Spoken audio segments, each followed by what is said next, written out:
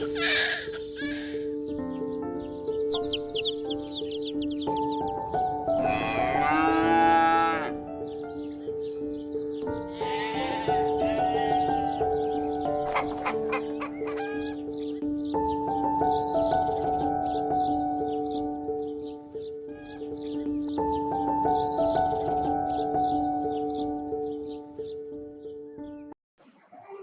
புகழும்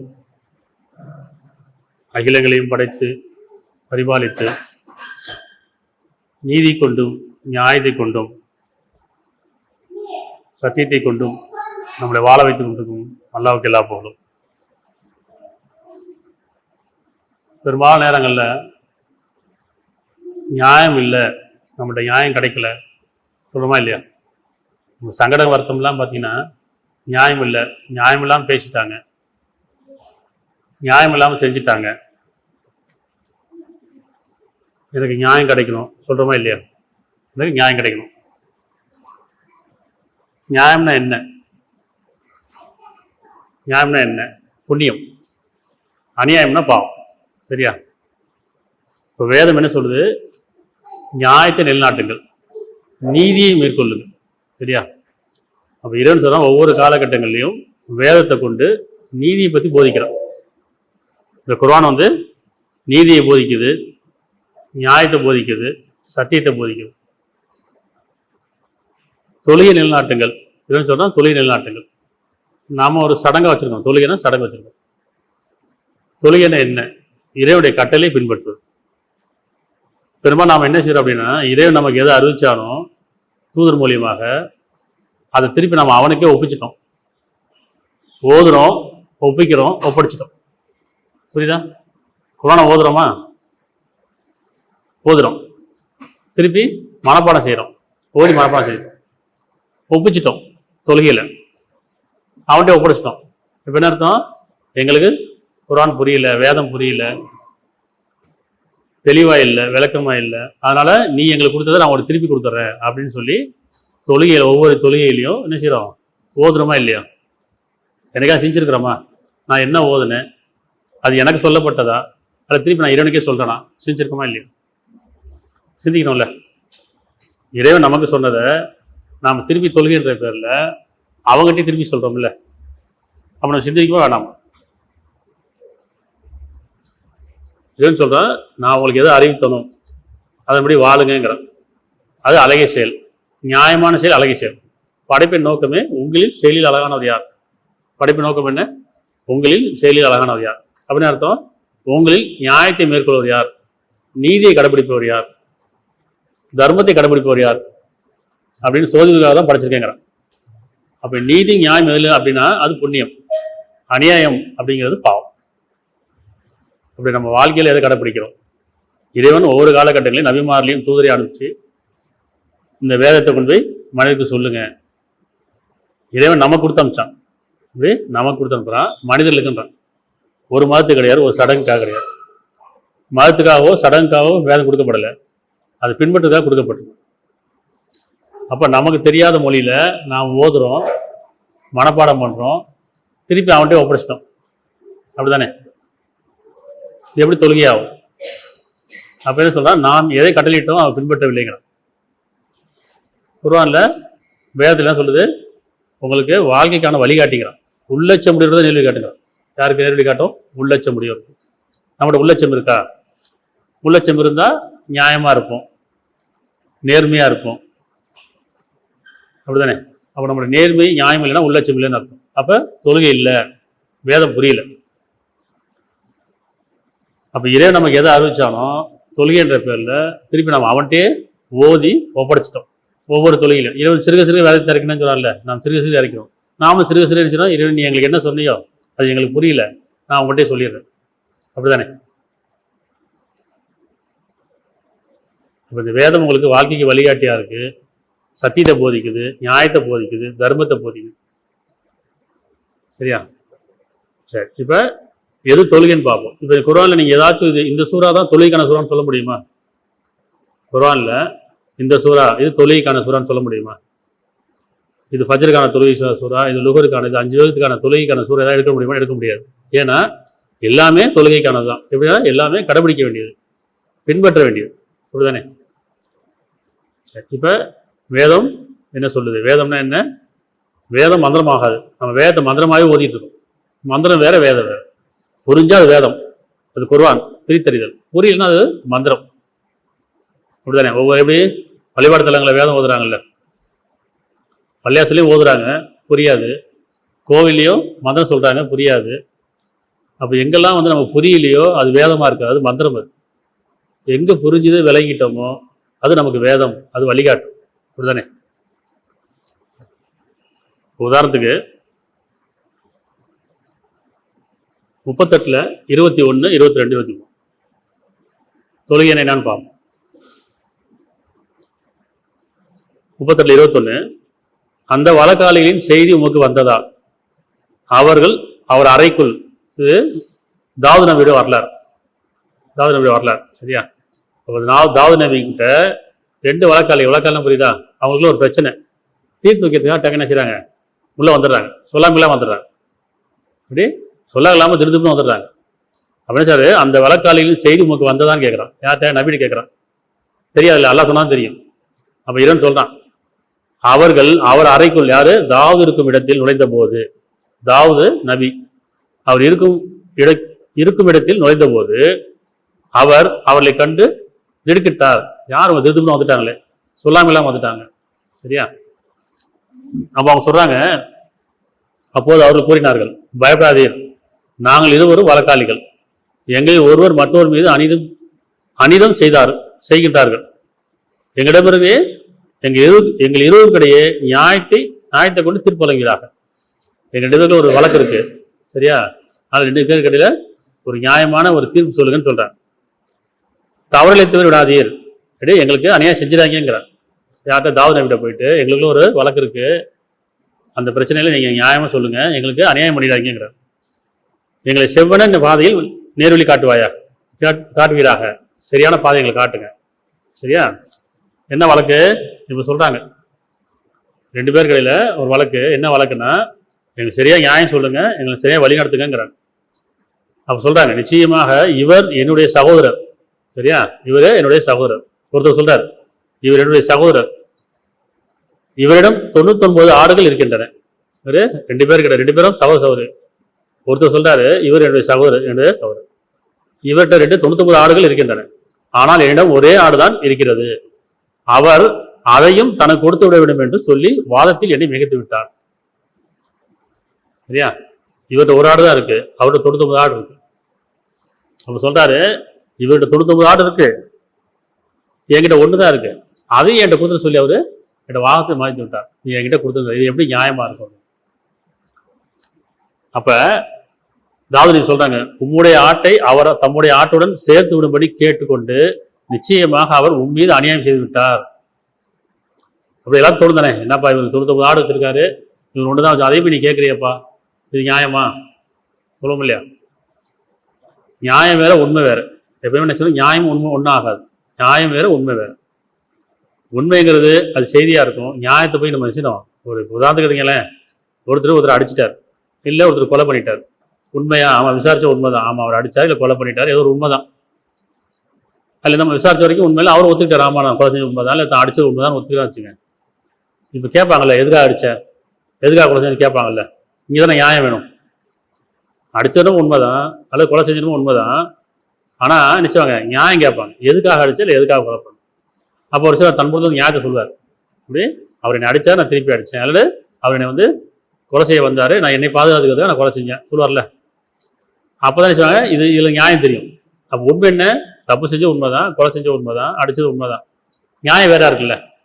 அந்த மாதிரி எப்பயுமே வாழ்க்கையில் நமக்கு உண்மை ஒன்றா இருக்கும், நியாயம் வேறா இருக்கும். தீர விசாரிக்கும், நியாயத்தை வந்து எப்படின்னா விசாரிச்சா நியாயம் கிடைக்கும், சரி? அந்த மாதிரி இவர் தான் சொல்றாரு, 99 ஆடை என் ஆடை சேர்த்துன்னு சொல்றாரு, அது உண்மைதான், நாம் உண்மைதான். இப்போ கேட்டியா? கேட்டேன், இது அநியாயமாச்சு, சரியா? அப்போ தம்முடைய ஆடுகளுடன் சேர்த்து விடும்படி கேட்டுக்கொண்டது நிச்சயமாக அவர் உண்மையை அநியாயம் செய்து விட்டார்.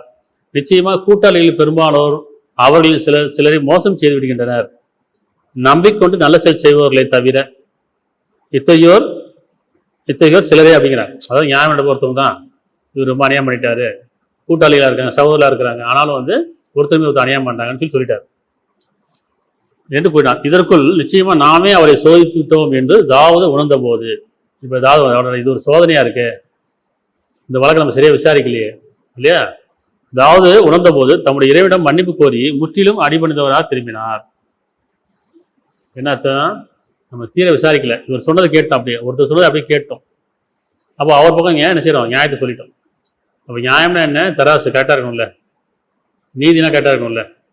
அப்போ அவர் திருப்பி கேட்கும்போது தான் சொல்கிறாங்க, என்ன சொல்கிறாங்க, இவர்கிட்ட 99 ஆடு இருக்கு, இட்ட ஒன்று இருக்குன்னா 2 பேரும் சகோதரர் தானே, 2 பேரும் ஒரே மாதிரி தான் இருந்திருக்கும். உதாரணத்துக்கு இவர் 2 பேருக்கு ஒரு 50 ஆடு இருக்குன்னு வச்சுங்களேன், இவர் ஒழுங்காக பராமரித்து நினைச்சிருக்காரு, அது 99 ஆடு ஆகியிருக்காருன்னு வச்சுக்கோங்க. இவர் சரியாக பராமரிக்கல, தவற விட்டுட்டாருன்னா என்ன அப்படியே குறைஞ்சி அது ஒன்றில் வந்து நிற்குது. இப்போ என்ன சொல்கிறாருன்னா, நீ திருப்பி அதை என்கிட்ட கொடு, நான் இதோட சேர்த்து வச்சு நான் உன்னை பெருக்கி தரேன்னு கேட்குறாரு. இது நியாயமா அநியாயமா? புரியுதா?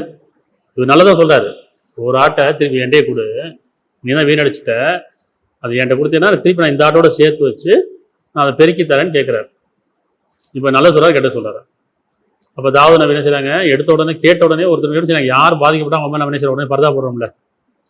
ஒரு பிரச்சனை வரும்போது யார் முதல்ல அழுகுறாங்களோ, யார் முதல்ல வழக்கு தொடங்குறாங்களோ, இல்லை யார் முதல்ல பாதிக்கப்பட்டா சொல்கிறாங்களோ உடனே அவங்கள பரதா போட்டுருவோம், நியாயத்தை கேட்க மாட்டோம். அப்போ இல்லை படிப்பு என்ன, நீங்கள் நீதியாக இருங்க, நியாயத்தை கேளுங்கிற. உண்மை வேறு நியாயம் வேறு, உண்மை ஒன்றா இருக்கும், நியாயம் வேறு ஆகும், சரியா? அதனால் இங்கே என்ன சொன்னாலும் இது தொழுகை, இது தொழுகை, நியாயத்தை நிலைநாட்டுவது தொழுகை, நீதியை கடைபிடிப்பது தொழுகை, சரியா? இது ஒரு உதாரணம் வச்சுங்க. இப்போ இந்த வசனத்தை நமக்கு தொழுகையில் ஓதுவோம், இது நடைமுறைப்படுத்த வேண்டியதானே. அப்போ நம்ம என்ன வரும் தெரியாதுல்ல, அப்போ என்ன செய்யணும், அல்லாட்டை திருப்பி சொல்கிறோம், அவன் சொன்னதை இறைவன் சொன்னதை அவன்கிட்ட திருப்பி சொல்கிறோம். இப்படி தான் நம்ம என்ன செய்யணும், வேதம் புரியாமல் சிந்திக்காமல் அவன் சொன்னதை டெய்லி அவன்கிட்ட சொல்லிட்டு நான் ஒப்படைச்சிட்டேன்ப்பா, நீ எனக்கு கொடுத்தியா, நான் திருப்பி கொண்டே ஒப்படைச்சிட்டேன், அப்படிதானே? சரி, இது ஒரு உதாரணம். தொழுகைன்னா அடுத்து என்ன பார்ப்போம். இது தொழுகை, இது நீதி, 2 பேருக்கு இடையில நீதி செய்கிறது, நியாயத்தை கடைப்பிடிக்கிறது, சரியான பாதை காட்டுறது தொழுகை. அதை நம்ம வாழ்க்கையில் செய்கிறோமான்னு பார்க்கணும். ஏன்னா இப்போ கணவன் மனைவி இடையில, பெற்றோர் பிள்ளை 2 பிள்ளைங்க இருக்குன்னு வச்சுங்க, 2 பிள்ளைங்க வச்சு ஒருத்தர் நம்ம செல்லம் கொடுப்போம், இன்னொருத்தருக்கு கொஞ்சம் கண்டிப்போடு இருப்போம். இப்போ செல்லம் கொடுத்தா தப்பு செய்வார், கண்டிப்போட நியாயமாக இருப்பா வச்சுங்க, நம்ம என்ன செய்வோம், செல்லம் கொடுத்தா சப்போர்ட் பண்ணுவோம், அப்படிதானே? நீ அவர் தான் சப்போர்ட் பண்ண தான், அவர் அதிகமாக சின்ன பிள்ளைப்பா, அவன் செல்லமாக இருக்கான், அதனால் அவன் அப்படி தான் செய்வான் அப்படிங்கிறோம். நல்லா அப்படி சொல்ல, நீ நியாயத்தில் நடி தொழுகை. இது குடும்பத்தில் கணவன் மனைவிகளையும் சரி, பெற்றோர் பிள்ளைகளையும் சரி, நியாயத்தில் நிலைநாட்டுவது தொழுகை. இதை நம்ம கடைப்பிடிக்கிறோம் பார்க்கணும். சரி, 16ல் 90, அத்தியாயம் 16 90. நிச்சயமா அல்லாஹ் நீதி செய்யுமாறும் தொழுகை கடைபிடிக்க சொல்றான், நீதி செய்யுமாறும் நன்மை செய்யுமாறும் நெருங்கியவர்களுக்கு கொடுப்பதை கொண்டும் ஏவுகிறான். இது தொழுகை. இது நீதி செய்கிறது, நன்மை செய்யுமாறும் நெருங்கியவர்களுக்கு, உறவை நெருங்கியவர்களுக்கு நெருக்கமானவர்களுக்கு கொடுப்பதை கொண்டும் ஏவுகிறான். அன்றையும் மானக்கேடான காரியங்களையும் பாவங்களையும் அக்கிரம செய்தியும் ஆகியவற்றை விட்டும் விலக்குகிறான். நீங்கள் சிந்திப்பதற்காக அவன் உங்களுக்கு நல்லுபதம் செய்கின்றான். இது தொழுகை. இல்லைன்னா இது எப்படி கடைப்பிடிக்க பாருங்க. ஒன்று நீதி செய்யணும், அடுத்து நன்மை செய்யணும். நீதி, நேர்மை, நியாயம், நன்மை எல்லாம் ஒன்றுக்குள்ள ஒன்று தான் இருக்கும். நன்மையில தான் நியாயம் இருக்கும், சரியா? அது நேர்மையாக இருக்கும், அது நீதியாக இருக்கும். அப்போ நீதி கடைப்பிடி என்ன செய்யணும், இப்போ நேர்மையாக இருக்கணும்ல. நேர்மையான வாக்குறுதி நேர்மையாக இருக்கணும், அதில் உண்மையாக இருக்கணும்.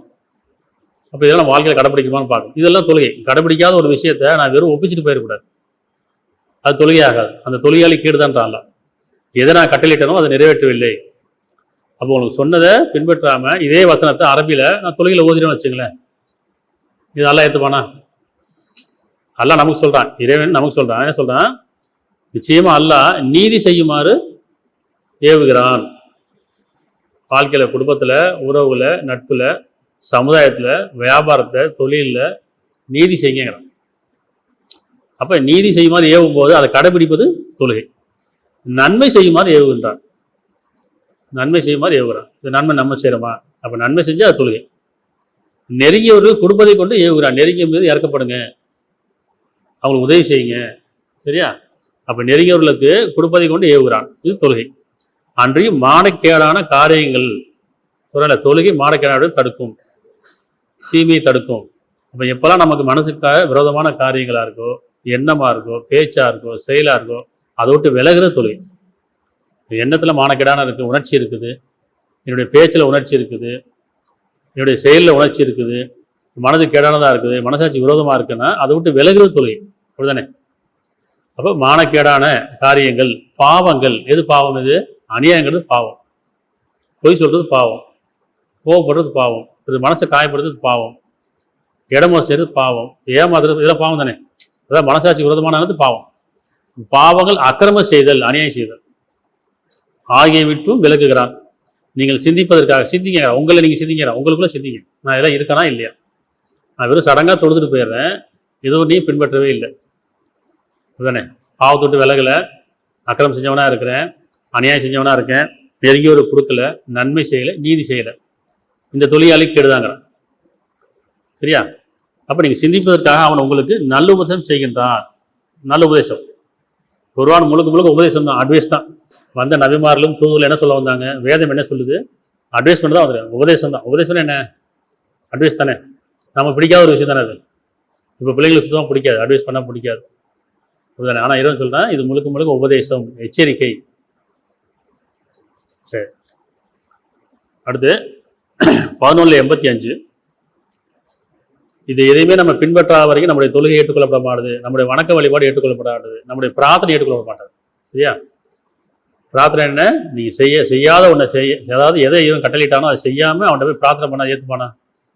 அவன்கிட்ட பாவனை கேட்டால் ஏற்றுப்பானா? சரியா? எதுவுமே செய்யாமல் கூலி கேட்கலாமா? எதுவுமே செய்யலை, கூலி எதிர்பார்க்கலாமா? செஞ்சாதானே கூலி கொடுக்க முடியும். சரி, இப்போ 1185. மேலும் சமூகத்தவரே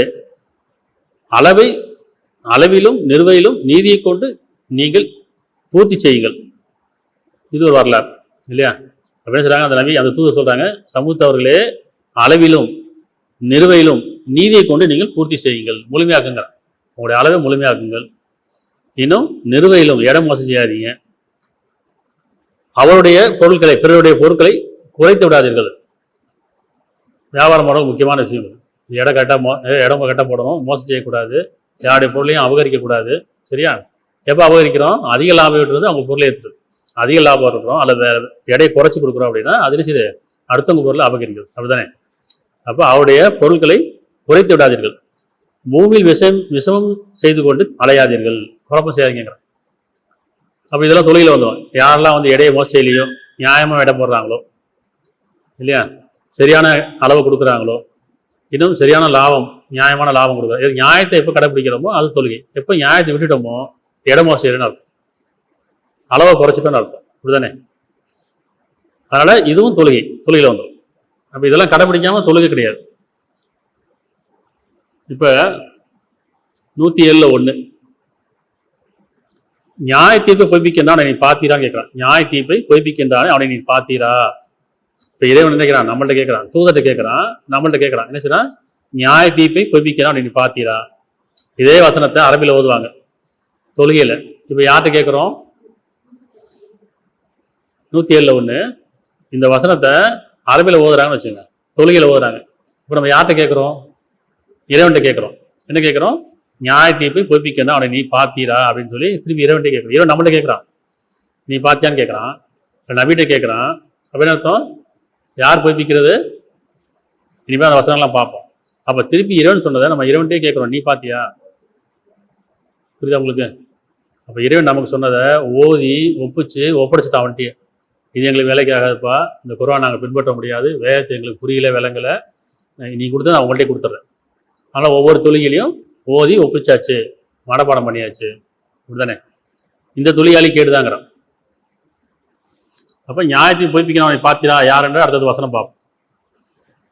5:8 நம்பிக்கை கொண்டவர்களே, நியாயத்தை நிலைநாட்டுவதற்காகவும் அல்லாஹ்வுக்கு நீங்கள் உறுதியாக சாட்சியாக இருங்கள். இது நீங்கள் நம்பிக்கொண்டதாக இருந்தீங்கன்னு சொன்னா, அல்லாஹ் மீதும் இது நாள் மீது நம்பிக்கொண்டதாக இருந்தீங்கன்னு சொன்னால், நியாயத்தை நிலைநாட்டுவதற்காக அல்லாஹ்வுக்கு நீங்கள் உறுதியாக சாட்சியாக இருங்கள். அல்லாஹ்க்கு எப்படி சாட்சியாக இருக்கிறது? ஒவ்வொரு வசனம் படிக்கும்போது சிந்திக்கணும்ல, அல்லாஹ்க்கு நான் எப்படி சாட்சியாக இருக்கிறேன் அப்படின்னா, எப்போ நம்ம நியாயத்துக்கு சாட்சியாக இருக்கோமோ, உண்மைக்கு சாட்சியாக இருக்கோமோ, நன்மைக்கு சாட்சியாக இருக்கோமோ, இது அல்லாஹ்க்கு சாட்சியாக இருக்கும். இது நியாயத்தை நிலைநாட்டுங்கள்னா அது தொழுகை. இப்போ இது அல்லாஹ்க்கு சாட்சியாக இருக்குது. அல்லாஹ் என்ன சொல்றான்? நியாயத்தை நிலைநாட்டுங்கள், நேர்மையாக இருங்க, அநியாயம் பண்ணாதீங்க, அப்போ இதை கடைபிடிக்கும் போது நம்பிக்கொண்டலா இருந்தீங்கன்னு சொன்னால் நியாயத்தை நிலைநாட்டுவதற்காக அல்லாஹ்வுக்கு நீங்கள் உறுதியாக சாட்சியாக இருங்கள். எந்த ஒரு சமூகத்தார் மீதும் நீங்கள் கொண்டுள்ள வெறுப்பு அல்ல எந்த ஒரு மனிதன் மீதும் நீங்கள் கொண்டுள்ள வெறுப்பு, யாருமே நமக்கு வெறுப்பு இருக்குது, கோபம் இருக்குது, பகைமை இருக்குன்னா அவர் மீது அநியாயம் பண்ணுவோம் இல்லையா?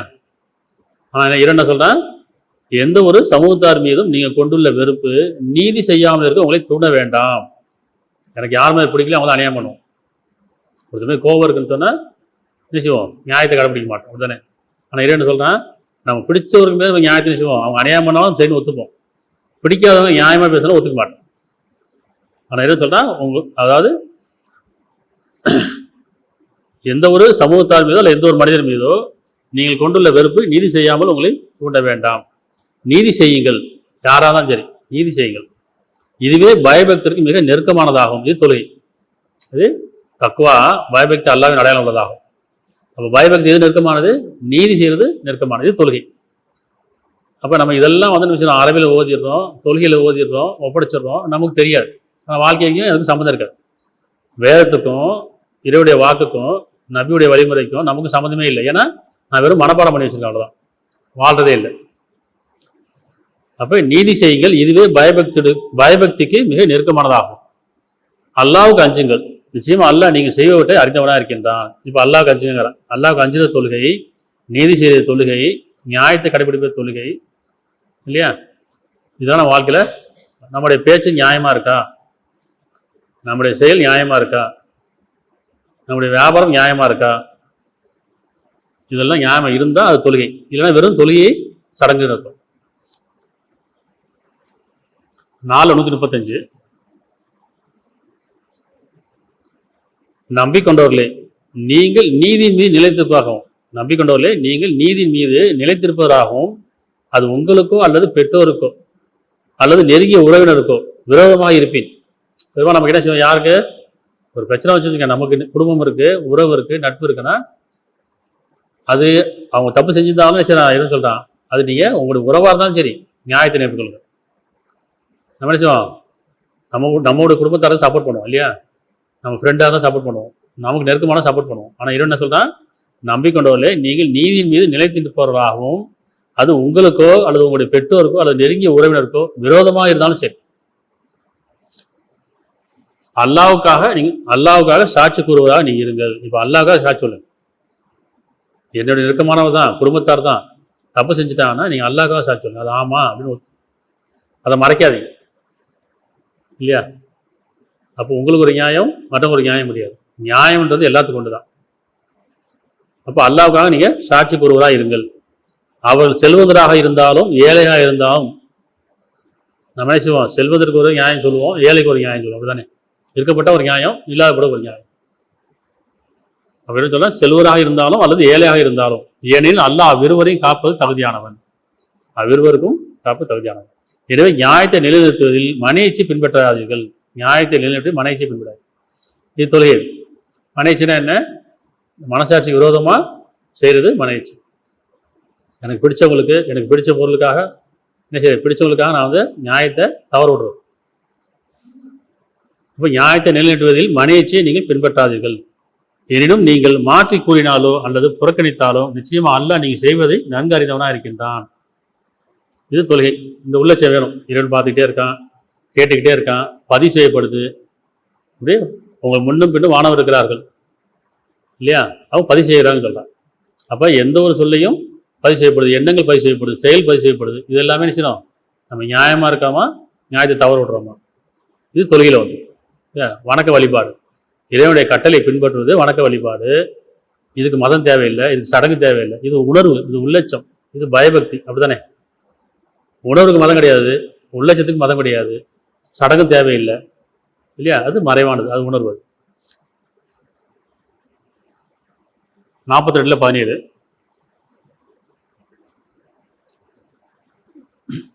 அல்லாஹ்தான் இவ்வேதத்தை நீதியும் உண்மை கொண்டு இறக்கியுள்ளான். இந்த வேதம் எது? நீதியை போதிக்குது, உண்மையை போதிக்குது. நீதியும் அல்லாஹ்தான் இவ்வேதத்தை நீதியும் உண்மையும் கொண்டு இறக்கி அருளியுள்ளான். இன்னும் அவ்வேளை சமீபமாக இருக்குது என்பதை நீர் அறிவீரா? பயப்படுங்க, உங்களுடைய நேரம் நெருங்கும். 42:17 இப்படி உங்கள் நேரம் நெருங்கக்கூடியதாக இருக்குது, காலம் போயிட்டே இருக்குது, வயசு கூட்டிகிட்டே இருக்கு, தெரியல, வயசு கூட்டிகிட்டே இருக்குது. அப்போ என்ன அர்த்தம்? காலம் குறைஞ்சிக்கிட்டு இருக்கு அர்த்தம். எப்போ நம்ம வயசு கூட்டிகிட்டே இருக்குதோ அப்படியே நம்ம காலம் குறைஞ்சிக்கிட்டே இருக்குது, நேரம் நெருங்கிட்டே இருக்குது. உள்ளச்சு வேணுமில்ல. அப்போ நான் சரியாக தொழுகிறேனா, சரியாக நான் வழிபடுறேனா, சரியாக இறைவனை பின்பற்றனா, வேதத்தை நான் பின்பற்றனா, மனசாட்சி பின்பற்றனா? அப்போ அல்லாஹ் தான் வேதத்தை நீதி உண்மை கொண்டு இறக்கி அருளினான். இன்னும் அவ்வேளை, உங்களுக்கான அந்த வேலை சமயமாக இருக்குது என்பதை நீர் அறிவீரா? எவ்வளோ நெருக்கமாக இருக்கு உங்களுக்கு தெரியுமான்னு கேட்கணும். எவ்வளோ தூரம் இருக்கு, எவ்வளோ நெருக்கமாக தெரியுமா? தெரியாது இல்லையா? அதனால் 39:55 39:55 நீங்கள் அறியாத விதத்தில் திடீரென உங்களோட வேதனை வரும் முன்னரே, சமயமாக இருக்குங்கிறான். எப்படி உங்களுடைய மரணமும் எப்போனா வரலாம். நீங்கள் அறியாத விதத்தில் திடீரென உங்களோட வேதனை வரும் முன்னரே உங்கள் இறைவனால் உங்களுக்கு அருளப்பட்ட அழகானவற்றை பின்பற்றுங்கள். இது தொழுகை. திடீரென வேதனை வரும் முன்னாடி, மரணம் வரும் முன்னாடி உங்கள் இறைவனால் உங்கள் அருளப்பட்ட அழகானவற்றை பின்பற்றுங்கள். இது தொழுகை. இப்போ அழகானது எங்கே இருக்குது? நியாய உணர்வில் இருக்குது இல்லையா? நியாய உணர்வில் தானே இருக்குது, நீதியில் தானே இருக்குது. அப்போ எப்போ அழகானது அப்படின்னா, மனசுக்கு அமைதி அமைதி தரக்கூடிய எண்ணம், பேச்சு, செயல், இது வந்து அழகானது. அழகான செயல் நியாயத்தை கடைபிடிப்பது. எப்போ நம்மளே தப்பு பண்ணிட்டோம்னா, ஒருத்தர் நம்ம தப்பு பண்ணிட்டோம், நியாயத்தை சொல்ல அநியாயம் பேசிட்டோம்னா அது நம்ம மனசாட்சி உறுத்திக்கிட்டே இருக்கும் தானே. எத்தனை பேருக்கு நம்ம ஊற்றும்? நான் தப்பு பேசிட்டேன்ப்பா, நான் போய் சொல்லிட்டேன், அதை நியாயமாக நடந்துக்கல, அவங்களுக்கு நான் அநியாயம் பண்ணிட்டேன்னா அந்த மனசாட்சி உறுத்திக்கிட்டே இருக்குமா இல்லையா? சரி, அதனால் நீங்கள் அறியாத விதத்தில் அது உங்களுக்கு மறைவாக்கட்டான். உங்களுடைய மரணம் மறைவாக்கப்படும், உங்கள் நேரம் மறைவாக்கப்பட்டது, உங்களுக்கு தெரியாது. அதனால் நீங்கள் அறியாத விதத்தில் திடீரென உங்களுடைய வேதனை வரும் முன்னே, மரணம் வரும் முன்னரே உங்கள் இறைவனால் உங்கள் அருளப்பட்ட அழகானவற்றை பின்பற்றுங்கள். சரியா? எது அழகானது? 39:23 இதெல்லாம் தொழுகை. ஒவ்வொரு வசனத்தையும் சிந்திச்சு உணர்ந்து நம்ம வாழ்க்கையில் கடைபிடிக்க தொழுகை. வெறும் ஓதி ஒப்பிச்சு போயிடுன்னு சொன்னால் அது தொழுகை கிடையாது. அது இறைவன் தொழுகை ஏற்றுக்கொள்ளவும் மாட்டான். இது சடங்கான தொழுகை. அப்படிதானே? தொழுகையாளி கேட்டுதான் பிறர் காமிக்கிறான்னு சொல்லலாம். நான் பிறர் காட்டுறேன், நான் தொழுகிறேன்னு காட்டுறேன், அவ்வளோதான். இறைவன் சொல்கிறேன் பயபக்தி அல்லாஹ்வின் அடையாளம் உள்ளதா. சரியா?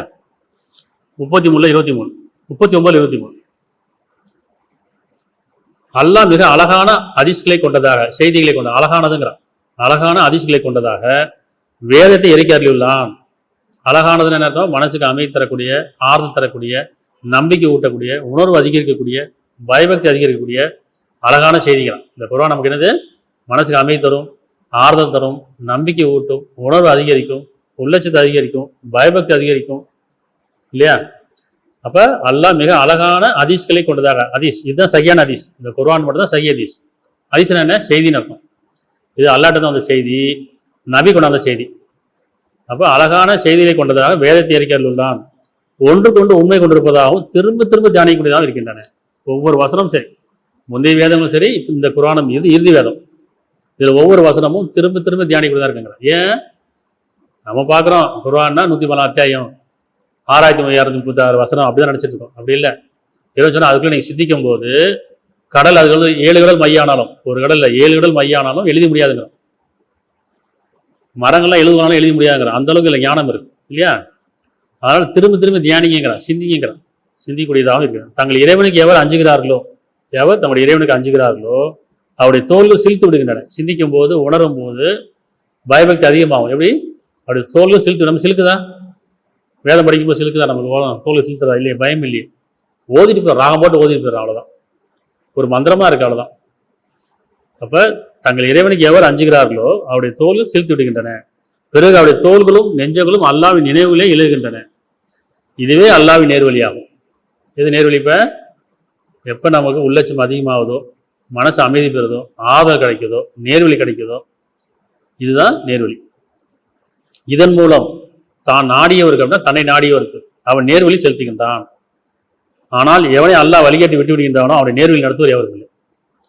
சிந்திக்காத வரைக்கும் விளங்காது, சிந்திக்காத வரைக்கும் புரியாது, சிந்திக்காத வரைக்கும் பயபக்தி வராது, உள்ளட்சம் வராது, சிந்திக்காத வரைக்கும் நம்ம பின்பற்ற முடியாது. அப்போ வேதத்தை வேதமாக சிந்திக்கணுமே தவிர மந்திரமாக ஓதக்கூடாது. ஓதுனா அது மந்திரம், சிந்திச்சா அது வேதம். எப்போ வேதத்தை சிந்திக்கிறோமோ, விளங்க ஆரம்பிச்சோம், அப்போ பின்பற்ற ஆரம்பிச்சிடும். தானே? அப்போ இத்தனை வசனம் நம்ம ஓதிருக்கோம். இதே அரபியில் ஓதுனா யாருக்காவது தெரியுமா? புரியுமா? இதே நம்ம புரிஞ்சிருக்கா? பள்ளியாசல்ல ஓதுவாங்க, தொழுகையில் ஓதுவாங்க, பின்னாடி தொழுவோம். அவர் என்ன வரும் நமக்கு தெரியாது. தெரிஞ்சாலும் பயம் வரும். அதனால் நான் தவற விட்டேனே இதை ஒரு வசனம் ஓதும் போது இதில் நான் இல்லையேன்னு பயம் வரணும்ல, இதை நான் கடைப்பிடிக்கணும் பயம் வரணும்ல. இப்போ இது தொழுகை எப்படி ஆகும்? அதே மாதிரி தான் எந்த வழிபாடு தவிர்த்து போனாலும் சரி, மந்திரங்கள் ஓதும் போது புரியாது. அது வேதம் எப்போ புரிஞ்சு விளங்கிட்டோம்னு சொன்னால் எப்போ நம்ம பயபக்தி வருதோ அது வேலை, இல்லைன்னா அது வேதம் கிடையாது. 4:58 நம்பி உங்களிடம் ஒப்படைக்கப்பட்டவைகளை அவற்றின் உரிமையாடம் நீங்கள் ஒப்பித்துவிட வேண்டும் என்று மனிதர்கிடையே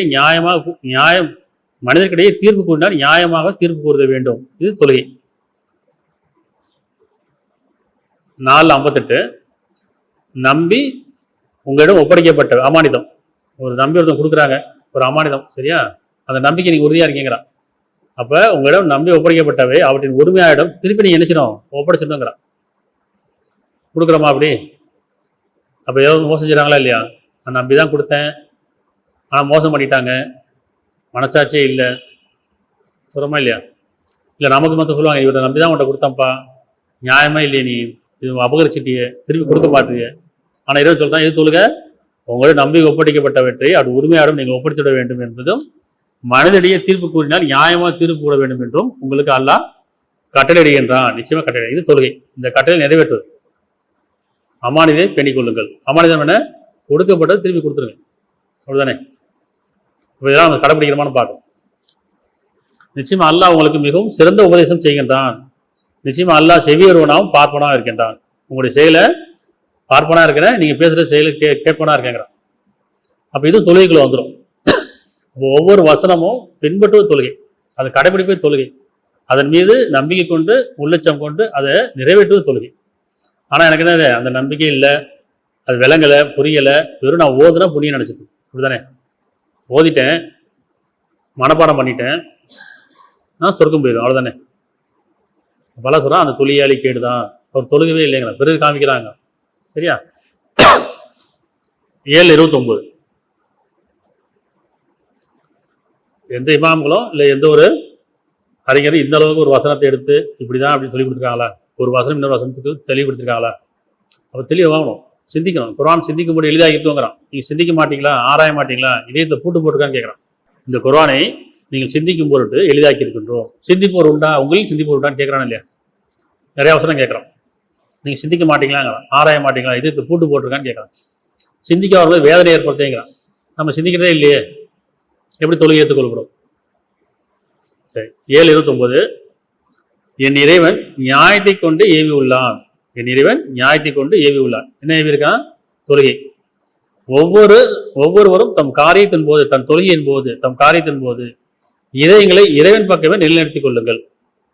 உங்களுடைய காரியங்கள் உள்ளட்சத்தை மேற்கொண்டு அர்த்தம். இதுக்கு என்ன சொல்றோம்? தொழுகையின் போது அர்த்தம் உங்களுடைய காரியம் போது உள்ளட்சத்தை மேற்கொள்ளுங்கள்.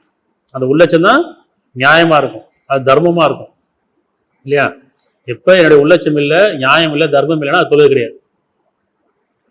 அப்போ என் இறைவன் நியாயத்தை கொண்டு ஏவி உள்ளான், கட்டளையிட்டு இருக்கான். ஒவ்வொருவரும் தம் காரியத்தின் போது இதயங்களை இறைவன் பக்கமே நிலைப்படுத்திக் கொள்ளுங்கள். அவனுக்கே தூய்மையாக்கியவர்களாக அவனையே அலையுங்கள். உங்களை அவன் துவைக்கிறது போலவே நீங்கள் மீள்வீர்கள் என்று கூறுவோம். நீங்கள் திரும்பி இறைவன் பக்கம் தான் திரும்பணும், இல்லையா?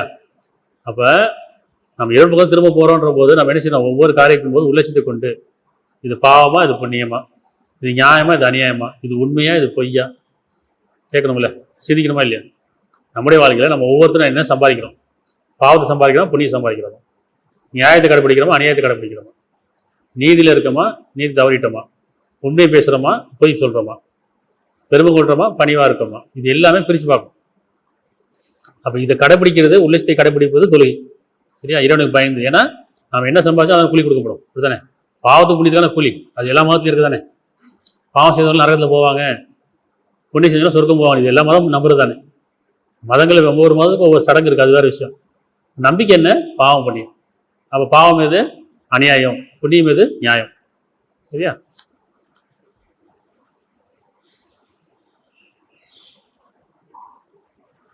பத்தில் 105 அத்தியாயம் 10:105 இன்னும் நியாயத்தின் பக்கமே உன் முகத்தை நிலைபெற செய்வீராக. ஒவ்வொருத்தரும், இது தொழுகை, ஒவ்வொருத்தரும் நியாயத்தின் பக்கமே உங்களுடைய முகத்தை நிலைபெற செய்வீராக. அநியாயம் செய்வது ஒருவராக ஆகிவிட வேண்டாம். கணவன் மனைவி பிரச்சனை இருக்கு, என்ன சொல்லுவாங்க, என் கணவன் எனக்கு அநியாயம் பண்ணிட்டாரு, இல்லை என் மனைவி அநியாயம் பண்ணிட்டாங்க சொல்றாங்களா இல்லையா? அப்ப இது கணவன் மனைவி மட்டும் இல்லை, சமுதாயத்தில், உறவுல, வியாபாரத்தில், தொழிலில் ஒருவருக்கு மற்றவருக்கு அநியாயம் செய்யாதீர்கள். நியாயம் எங்க இருக்கு? மனசாட்சி இருக்கு. அந்த மனசாட்சி என்ன சொல்றாங்களா, ஆன்மாவின் மீதும் அதை செவ்வாய் ஆக்கியும் சத்தியமாக எல்லாத்துக்கும் மனசாட்சி கொடுக்கப்பட்டிருக்கு. அதுல தராசு ஒன்று இருக்குல்ல, எது? நியாய உணர்வுன்ற தராசு. அப்ப ஆன்மாவின் மீதும் அதை செவ்வாய் ஆக்கியின் மீது சத்தியமாக, அப்பால் அதுக்கு தீமையும் நன்மையும் பிரித்தறிவித்தான். யார் அதை பேணி கொள்கிறாரோ அந்த தராசு, யார் அதை பேணி கொள்கிறாரோ அவர் வெற்றி அடைந்து விட்டார். யாரை உதாசனப்படுத்தா தோல்வி அடைந்துட்டார். அப்ப நம்ம ஒவ்வொரு நேரிலையும் அந்த தராசு, மனசாட்சின்ற தராசு நம்ம சொல்லுது, இது தப்பு, இது உண்மை, இது நியாயம், இது அநியாயம் சொல்லி கொடுத்தா இல்லையா? அப்போ ஒவ்வொருத்தையும் தராசு இருக்குல்ல. அப்போ என்ன சொன்னால், உங்களுக்கு ஏற்கனவே தீர்ப்பு வழங்கப்பட்டாச்சுங்கிறான், காலம் விதிக்கப்பட்டாச்சு, தீர்ப்பு ஏற்கனவே வழங்கப்பட்டாச்சு. அந்த தீர்ப்பு தான் மனசாட்சி, அதுதான் நியாயத்தை நம்ம கற்பிக்குது, அநியாயங்கிறது கற்பிக்குது இல்லையா?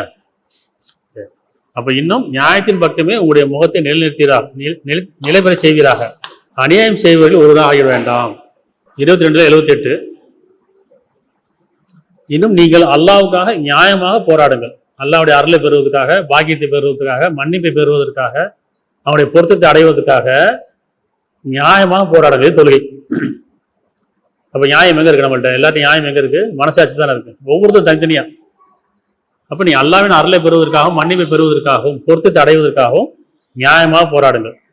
அவன் உங்களை தேர்ந்தெடுத்துக் கொண்டான். யாரை தேர்ந்தெடுத்துக் கொள்றான்? யார் நியாயத்தை மேற்கொள்றாங்களோ, உள்ளட்சத்தை மேற்கொள்றாங்களோ, இறைவனுக்கு பயப்படுறாங்களோ, மறுமைக்கு பயப்படுறாங்களோ, தூதரை பின்பற்றாங்களோ, வேதத்தை பின்பற்றாங்களோ, அவர்களை இறைவன் தேர்ந்தெடுத்துக் கொண்டான். இந்த வாழ்க்கையில் அவங்களுக்கு எந்த சிரமத்தை ஏற்படுது? இந்த வாழ்க்கை எது? இந்த இஸ்லாம், இந்த சமாதானமிக்க வாழ்க்கை, நியாயத்தை கடைபிடிக்கிற வாழ்க்கை, சத்திய பாதையில இந்த வாழ்க்கையில் அவங்களுக்கு எந்த சிரமத்தையும் ஏற்படுத்தலைங்கிறான். எது சிரமம் நமக்கு? ஆனா இப்ப நம்ம உண்மை பேச சிரமமா இருக்கு இல்லையா?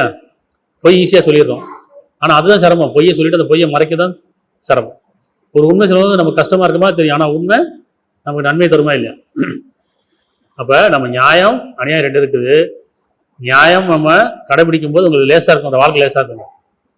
உண்மையில இருக்கும்போது வாழ்க்கை லேசா இருக்கும். இதெல்லாம் சொல்லுது உங்களுக்கு, இந்த வாழ்க்கை லேசானது, எந்த சிரமத்தை கொடுக்கவில்லை, மனசாட்சியோட வாழ்க்கைங்கிறான். உங்களுக்கு மனசாட்சி எது அறிவிக்கிறதோ அதை பின்பற்றுங்க, அது தொழில், எந்த சிரமத்தை ஏற்படுத்தவில்லை.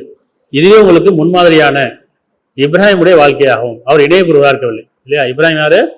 இணையபுருவருக்காக இல்லை, அல்லாஹ்வுக்கு, அல்லாஹ்வின் கட்டளையை கீழ்படிச்சவராக இருந்தால், பின்பற்றுவராக இருந்தார். அதனால இதுவே உங்களுக்கு முன்மாதிரியான இப்ராஹிமுடைய வாழ்க்கையாகும். அவர் முன்னதாக உங்களுக்கு முஸ்லீம் என பேரிட்டான். இந்த முஸ்லீம் என்ன அர்த்தம்? இப்ராஹிம் கேட்குறாங்க, இறைவனை என்னை முஸ்லீம் ஆக்குவாயான்னு கேட்குறாங்களா இல்லையா? ஒரு நபி கேட்குறாங்க, என்னை முஸ்லீம் ஆக்குவாயாக, எங்கள் இருவரையும் முஸ்லீம் ஆக்குவாயான்னு கேட்குறாங்க. அப்போ நபி அவங்களே கேட்குறாங்க, எங்கள் இருவரையும் முஸ்லீம் ஆக்குவாங்க. நம்ம முஸ்லீம் சொல்லிட்டு இருக்கோம். இப்போ முஸ்லீம்னா என்ன? இறைவன் பொருந்தி கொண்ட ஒரு பாதை. அப்போ நாம அதில் இருக்கிறோமான்னு பார்க்கணும். பேரளவில் முஸ்லீமாக இருக்கிறது இல்லை, பேரளவில் முஸ்லீமாக தான் அது சடங்கு. முஸ்லீம் யார் அப்படின்னா, இறைவன் சொல்றான், யார் இவனுக்கு பொருத்தமாக உள்ளட்சத்தோட பயபக்தியோட அவனுக்கு இணை வைக்காத நிலையில மறுமையை நம்பி மறுமைக்கு அஞ்சி செயல்படுறார்களோ, அவருடைய உயிர் கைப்பற்றும் போது அந்த வானவர் சொல்லுவாங்களாம், சலாம் சொல்லி உயிரை கைப்பற்றுவார்கள். அன்னைக்கு தான் தெரியும் முஸ்லீமா இல்லையான்னு. அது வரைக்கும் மூமின் தான் அப்படின்னு அர்த்தம், நம்பி கொண்டவர். நம்பிக்கை மாறும்ல.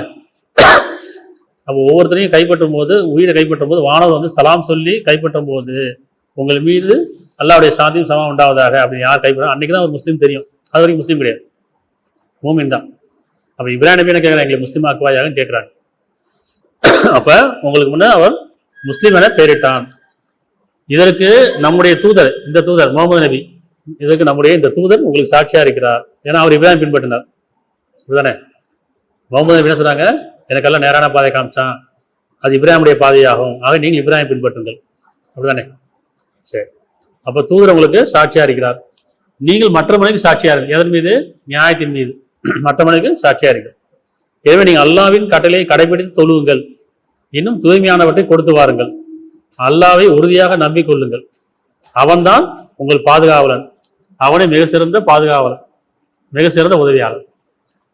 இப்ப இதெல்லாம் தொழுகப்ப நியாயத்தை கடைபிடிப்பது, நீதிமை நிலைத்து நிற்பது, நேர்மையா இருப்பது, இடமோசம் செய்யாமல் இருக்குது, இதெல்லாமே வந்து நம்ம என்ன செய்யணும், இடமோசம் என்ன வெறும் பொருளை மட்டும் நினைக்கக்கூடாது, வார்த்தைகள் இடமோசம் செய்கிறோம்ல, ஏற்றத்தாழ பார்க்குறோம்ல.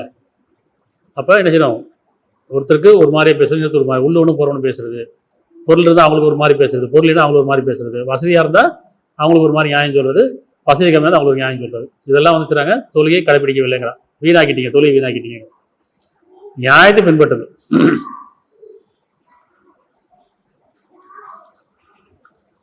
82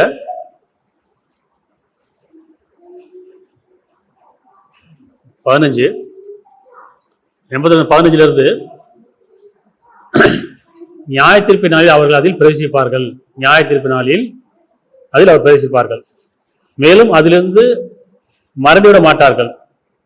நியாய தீர்ப்பு நாள் என்னவென்று உங்களுக்கு எது அறிவிக்கும்? நியாய தீர்ப்பு நாள் என்னவென்று உங்களுக்கு எது அறிவிக்கும்? பின்னும் நியாய தீர்ப்பு நாள் என்னவென்று உங்களுக்கு எது அறிவிக்கும்? அந்நாளில் ஒருவர் மற்றவருக்கு எதுவும் செய்ய சக்தி பெற மாட்டார். அதிகாரம் முழுவதும் அல்லாஹ்வுக்கே உண்டு. இன்னும் யாருடைய நன்மை குறைந்திருக்கிறதோ அவர்கள் நம் அத்தாட்சிகள் மாறு செய்த காரணத்தால் அவர் நமக்கு தாமே நஷ்டம் அடைத்துக் கொண்டார்கள், நஷ்டம் அடைத்துக் கொண்டவர்கள் ஆவார்கள். அன்றைய தினம் நியாய தீர்ப்பு உறுதி. புரியுதா? நியாய தீர்ப்பு புரியுதா? நியாய தீர்ப்பு அதிபதியே அப்படி சொல்ல, நியாயத்தை கடைபிடிப்பது தொழுகை. நியாயத்தை தவற விட்டா தொழுகை இல்லை. இப்போ மனசாட்சியில் தான் நியாயம் இருக்கு இல்லையா? அன்றைய தினம் நியாய தீர்ப்பு உறுதி. அப்போது யாருடைய எடை நிறைவாக இருக்கிறதோ அவர் தான் வெற்றடைவார்கள். இன்னும் நியாய தீர்ப்பு நாள் என்று எனக்கா என் குற்றங்களை மன்னிப்பன் அவனை என்று நான் ஆதரவு வைக்கின்றேன். ஒவ்வொருத்தரும் பிரார்த்தனை என்ன? நியாய தீர்ப்பு நாள் எனக்கா என் குற்றங்களை மன்னிப்பவனே. அப்ப நியாயம் அப்படிங்கிறதா இங்க தீர்ப்பு வழங்கப்படும். ஏற்கனவே தீர்ப்பு வழங்கியாச்சு, மனசாட்சியில் நியாயம் இருக்குது.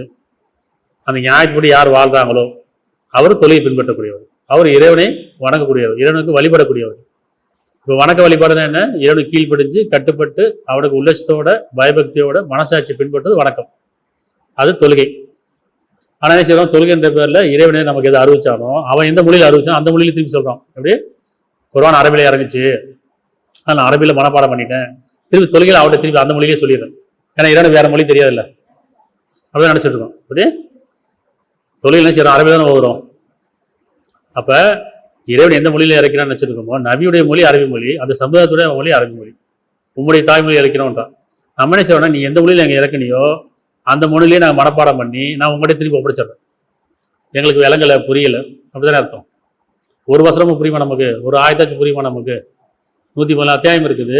ஒவ்வொன்றுமே கடைபிடிக்க வேண்டிய தொழுகை, ஒவ்வொன்றுமே பின்பற்ற வேண்டிய தொழுகை. ஆனால் எதுவுமே நமக்கு தெரியாது. மொத்தமாக ஒப்படைச்சிடுவோம். எப்படி வருஷம் ஃபுல்லாக கொஞ்சம் கொஞ்சமாக ஓதிக்கிட்டே இருப்போம். குரான் ஓதிட்டோம், கத்த முடிச்சிட்டோம், நான் 3 வாட்டி குரானை முடிச்சிட்டேன், 4 வாட்டி குரானை முடிச்சிட்டேன், நான் ஆஃபீஸு ஆலியுமே சொல்லிக்கிறோம். திருப்பி வருஷத்துக்கு ஒரு வாட்டி ரம்ஜான் நேரத்தில் 30 நாளில் மொத்த குர்ஆனையும் ஓதி ஒப்படைச்சாச்சு. அப்படி தானே? என்ன நினச்சா குர்ஆன் நான் முழுசாக ஓதிட்டேன், அதனால் எனக்கு நன்மை கிடைச்சிரும், சொர்க்கம் கிடைச்சிரும். கிடைக்குமா? அது இருக்கு என்னன்னு தெரியணும்ல, அதில் நான் எங்கே இருக்கேன்னு தெரியணும்ல. அப்போ எதை கட்டளையிட்டோ அவன் பின்பற்றலைங்கிறான். அல்ல சொன்னால் எதை அவனை நான் கட்டளையிட்டனோ அவன் பின்பற்றவே இல்லை, அத்தைய தொழிலாளி கேடுதான். அப்போ ஒவ்வொன்றுமே தொழுகை தானே. 80-23 எதை கட்டளையிட்டானோ அதனை அவன் நிறைவேற்றவில்லை இல்லையா? இதெல்லாம் கட்டளை. இந்த குர்ஆன்ல ஒவ்வொரு வசனமும் கட்டளை, இந்த வேதம் ஒவ்வொன்றும் கட்டளை. இதெல்லாம் பின்பற்ற வேண்டியது, கடைபிடிக்க வேண்டியது. ஆனால் எதையுமே பின்பற்றவில்லைங்கிறான். அப்போ எதை கட்டளையிட்டானோ அதனால் நிறைவேற்றவில்லை, இத்தகைய தொழிலாளி கேடுதான். அவர்கள் எத்தனை என்றால் தொழுகையில் இறைவன் நினைவு விட்டு, வாழ்க்கையில இறைவன் நினைவு விட்டு விலகியவர்கள் பிறர் காமிக்கிறார்கள். அப்போ நம்ம தொழுகை ஏற்றுக்கொள்ளப்படுதா அப்படின்னு பார்க்கணும். ஏன்னா நான் எதையுமே இறைவன் ஏற்றுக்கல, அவன் சொன்ன வசனங்களை நான் கடைபிடிக்கல, அவன் கட்டளையிட்டதை நான் பின்பற்றலை. ஆனால் வெறும் சடங்கா நான் திருப்பி அவங்ககிட்டே சொல்லிட்டேன், நீ எனக்கு தூதர் மூலையை கொடுத்ததை நான் அவன்கிட்ட கொடுத்துட்டேன். அப்படித்தானே? அப்போ இறைவனுக்கு போயிட்டு சரி நியாய தீர்ப்பு பொய்ப்பிக்கிறான் அவனை பார்த்தீரான்னு கேட்கணும். நியாய தீர்ப்பை பொய்ப்பிக்கிறான் நீ பார்த்தீரான்னு அவன்கிட்ட போய் நம்ம கேட்கணும். அவன் சொல்ல நீ தான் பார்த்துன்றான், நீ தான் அது, உங்ககிட்ட நியாயம் இருக்கான்னு பாரு, உங்ககிட்ட உண்மை இருக்கான்னு பாரு, உங்ககிட்ட சத்தியம் இருக்கான்னு பாரு, நீ நியாயமா வாழ்றியான்னு பாரு நம்மகிட்ட கேட்குறான் இறைவன். நாம என்ன செய்யறோம், அவன்கிட்ட திரும்பி சொல்றோம். அப்போ ஒவ்வொரு வசனமும் இறைவன் மனிதர்களுக்காக வேதத்தின் மூலியமாக, நபி மூலியமாக வேதத்தை நம்ம கொடுக்குறான். இது நாம பின்பற்றுறது தானே. நான் திருப்பி என்ன செய்யறோம், அவன்கிட்ட ஒப்படைக்கிறது நியாயமா இது? புரியுதா? அப்போ ஒவ்வொரு வசனமும் கடைபிடித்தால் அது தொழுகை.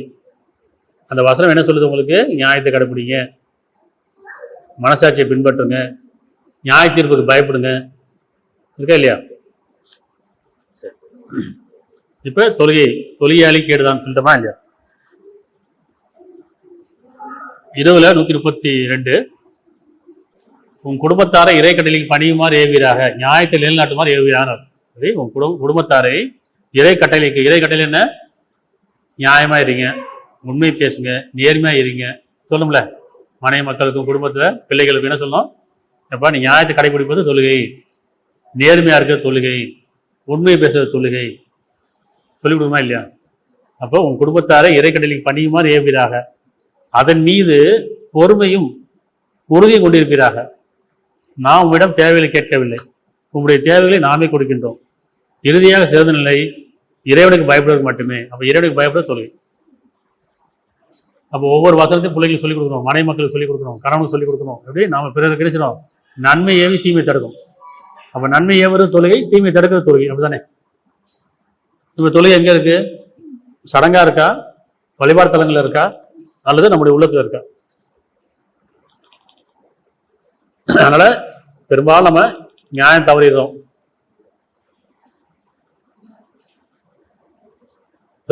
நியாயத்தை தவறிடுறோம், நம்மளும் நியாயம் தவறிடுறோம், நமக்கும் அநியாயம் செய்யப்படுது. அப்போ நீங்கள் அநியாயம் செய்யாதீர்கள், அநியாயம் செய்யப்பட மாட்டீங்கன்னு சொல்கிறாங்க. நீங்கள் அநியாயம் செய்யாதீர்கள், யாருக்கும் அநியாயம் செய்யாதீங்க, நீங்களும் அநியாயம் செய்யப்பட மாட்டீர்கள். அப்போ நாம் செய்கிற நன்மைக்கும் கூலி உண்டு, தீமைக்கும் கூலி உண்டு. உங்களுக்கு எந்த ஒரு நன்மையாக இருந்தாலும் அது உங்களுக்கு இறைவனால் கொடுக்கப்பட்டது. எந்த ஒரு தீமை இருந்தாலும் கரங்களால் செய்து கொண்டு வரோம். நமக்கு அநியாயம் நடக்குது அப்படின்னா அது நம்ம கரங்களால் செஞ்சது தான். பெருமாற்றம் அடிச்சிருங்கிறாள், சிலவிட்ட குற்றம் பிடிக்கிறாங்க. அப்போ எனக்கு யாரும் அநியாயம் பண்ணிட்டாங்க, நான் யாருக்கும் அநியாயம் பண்ணிட்டேன். அப்படிதானே? எனக்கு யாரோ துரோகம் பண்ணால் நான் யாருக்கும் துரோகம் பண்ணியிருக்கிறேன். என்கிட்ட ஒருத்தவங்க பொய் சொல்ல, நானும் மற்றவங்க பொய் சொல்லியிருக்கிறேன் இல்லையா? அப்போ என்ன செய்யணும்? நமக்கு எந்த ஒரு கஷ்டம் வந்தாலும் அதுக்கு நான் தான் காரணம். ஏன்னா நான் செஞ்சது எனக்கு விளையுது. அப்போ என்ன செய்யணும்? நம்மக்கிட்ட ஒரு தவறு இருந்துச்சுன்னா நம்ம என்ன செய்யணும்? நம்ம நீதிபதி ஆயிரும், வக்கீல் ஆயிரும். நம்மக்கிட்ட ஒரு தவறு இருந்ததுன்னா அதை நியாயப்படுத்துக்க வக்கீலாக மாறிடும். அதே பிறகு ஒரு தவறு இருந்துச்சுன்னா நம்ம நீதிபதியாக மாறிடும், தீர்ப்பு சொல்ல ஆரம்பிச்சிடும். அப்படிதானே? இன்னொருத்தவங்க ஒரு தப்பு இருந்துச்சுன்னா நம்ம தீர்ப்பு சொல்லுவோம். அதே நம்ம தப்பு இருந்தால் ஏற்றுக்க மாட்டோம், நம்ம வாதாட ஆரம்பிச்சிடும். அப்போ இதெல்லாம் மனசாட்சி எங்கே இருக்கு? ஒன்றுமே இல்லை. தொழுகைங்கிறது மனசாட்சி பின்பற்றுவது. இது எல்லா மதத்துக்கும் பொருள் தானே, மதம் கடந்தது தானே.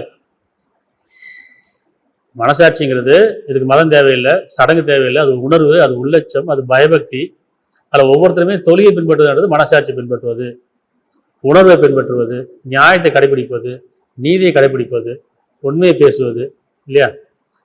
அப்போ நம்ம இன்னைக்கு ஒவ்வொரு நாளும் சில காலம் சாயங்காலம் வரைக்கும் நான் தொழுகை கடைபிடிக்கிறேன்னா, 5 வேளை தொழுகணுமா 10 வேளை தொழுகணுமா அப்படி இல்லை. நீங்கள் தொழுகை கடைபிடிங்கிறான், பிரேக்கே கிடையாது. உள்ளட்சத்தை மேற்கொள்ளுங்கள், உள்ளட்சத்தை நிலைத்தில் இருங்கிறான். உள்ளட்சம் தான் நல்ல செயல், உள்ளட்சம் தான் நல்ல பேச்சு. உள்ளட்சம் இல்லை நல்ல செயல் கிடையாது, உள்ளட்சம் தான் நல்ல பேச்சும் கிடையாது. அப்போ உள்ளட்சம் தான் நம்ம நல்ல பேச்சு அறிவிக்குது, நல்ல எண்ணங்களை கொடுக்குது, நல்ல செயலை அறிவிக்குது. அப்போ உள்ளட்சம் அல்லாவுடைய அடையாளங்கள் உள்ளதாங்கிறான். பயபக்தி தான். நம்ம அடையாளம் என்ன வச்சுருக்கோம்? ஒவ்வொரு மதத்துக்கு ஒரு அடையாளம் வச்சுருக்கோம், ஒவ்வொரு மதத்துக்கு ஒரு சடங்கு வச்சுருக்கோம். ஆனால் இறைவன் சொல்கிறேன் உள்ளட்சம் தான் அடையாளங்கிறான். அப்போ யார்ட்டெல்லாம் உள்ளட்சம் இருக்குதோ அங்கே நியாயம் இருக்கும், அங்கே நீதி இருக்கும், அங்கே நேர்மை இருக்கும், அங்கே உண்மை இருக்கும் இல்லையா? அங்கே பயபக்தி இருக்கும். அந்த உள்ளட்சம் தான் உங்களுக்கு அழகுறா, அது அல்லாவின் அடையாளம் உள்ளதாகும். உள்ளட்சம் இல்லாத எந்த ஒரு எண்ணமும், எந்த ஒரு செயலும், எந்த ஒரு பேச்சும் தொழுகை வீணா போச்சுன்னு அர்த்தம். தொழுகை வீணானது. தொழுகை நினைப்ப படைப்பு நோக்கம் என்ன? உங்களில் செயலில் அழகானவர் யார்? நியாயத்தை கடைபிடிப்பவர் யார்? உண்மை பேசக்கூடியவர் யார்? இதுக்கு தான் படிச்சிருக்காங்க. அந்த செயலுக்கான கூலி தான் உண்டு. நியாய தீர்ப்பினால், தீர்ப்பினால் அதிபதி புரிஞ்சுக்கணும். ஒவ்வொரு வசனமும் சேர்த்து நியாய தீர்ப்பினாலே பொய்ப்பிக்கான நீ பார்த்தீராங்கிறான். உங்கள் மனசாட்சியை பொய்ப்பிக்கிறீங்கன்னா நீங்கள் தான் எப்படிங்கிறான். யாரெல்லாம் மனசாட்சியை பொய்ப்பிக்கிறாங்களோ அவர் தான் நியாய தீர்ப்பை பொய்ப்பிக்கக்கூடியவர். 107 1 அரபியில் வந்து அராயத்தல்லதி கத்தீபுத்தீன், இந்த அராயத்தல்லதின்னு ஓதுவாங்க. ஆனால் என்ன ஓதுன்னு தெரியாது. நான் போய் இரண்டு போய் கேட்குறேனே அப்படின்னு தெரியாது. அப்போ நியாய தீர்ப்பை பொய்ப்பிக்கிறான் அப்படி நீ பார்த்தீரா? பின்னர் அவன் தான் அனாதையை விரட்டுகிறான். மேலும் ஏழைக்கு உணவளிப்பின் பேரில் அவன் மனம் தூண்டுவதில்லை, ஏழைக்கு உணவளிப்பின் பேரில் தூண்டுவதில்லை. இன்னும் தொழிலாளி கேடுதான். அவர்கள் எத்தையவர் என்றால் தொழில் இறைவன் நினைவுட்டு விலகியவர்கள், பிறர் காண்பிக்கிறார்கள், உலகத்துள்ள அற்ப பொருளை தடுத்துக் கொள்கிறார்கள். இந்த வசனத்தை என்ன செய்யறோம்? நாம் இறைவனுக்கே சொல்றோம். சொல்லாமா? இறைவன் நமக்கு சொல்றான். என்ன சொன்னா? தொழிலாளி கேட, உங்களுடைய தொழுகை கேடானதா இருக்கு, நீ பிறர் காமிக்கிறீங்க, ஏழைக்கு உணவளிப்பது இல்லை, அனாதையாக்குறீங்க, ஆதரவு கொடுக்கறது இல்லை, உங்களுடைய மனசாட்சி விரோதமாக நீங்கள் வாழ்றீங்கன்னு சொன்னா இறைவன்கிட்ட போய் நம்ம சொல்றோம் இல்லையா? அப்போ ஒவ்வொரு வசனமும் இறைவன் சொல்றது கிடையாது, இறைவன் நமக்கு சொன்னது. தூதர் மூலியமா நமக்கு கொடுத்த வசனங்கள் ஒவ்வொன்றுமே. இதை நாம் பின்பற்றமான்னு பார்க்கணும். பின்பற்றினா தொழுகை, பின்பற்றலாம் தொழுகை கேடுதான். சரியா? அதில் ஒவ்வொரு வாட்டியும் தொழுகும் போதெல்லாம் அவனு செய்யுங்க. தொழுகும் போதெல்லாம் அந்த ஆயத்தை எடுத்து அந்த வசனத்தை எடுத்து திருப்பி தமிழ் அடித்து படித்து பார்க்கணும். இல்லை தமிழில் படித்து பார்த்தா போய் தொழுகணும். அப்போ புரியும், அடனா இறைவன் நமக்கு சொன்னதை ஆச்சு திரும்பி அவன்கிட்டே சொல்கிறது. புரியுமா இல்லையா? அப்போ உள்ளச்சோருமா இல்லையா? அதனால் எதை கட்டளையிட்டானோ அவன் நிறைவேற்றுவதில்லை. எங்கள் இறைவனே எங்களுக்கு தொழிலை கற்றுக் கொடு, வணக்கத்தை கற்றுக் கொடு, உன்னை வழிபட வழியில் எங்கள் அறிவிச்சு கொடு. நாங்கள் தொழில் நிலநாட்டக்கூடியவர்களாகவும் உள்ளச்சத்தை பெறக்கூடியவர்களாகவும் நன்மை செய்யக்கூடியவர்களாகவும் நியாயத்தை நிலநாட்டக்கூடியவர்களாகவும் எங்களையும் குடும்பத்தாரையும் சந்ததியும் நம்பிக்கொண்ட ஆண்களையும் கொண்டு நீ பொறுப்பேற்றுக் கொள்வாயா. எல்லா போகலும் அல்லாஹ்.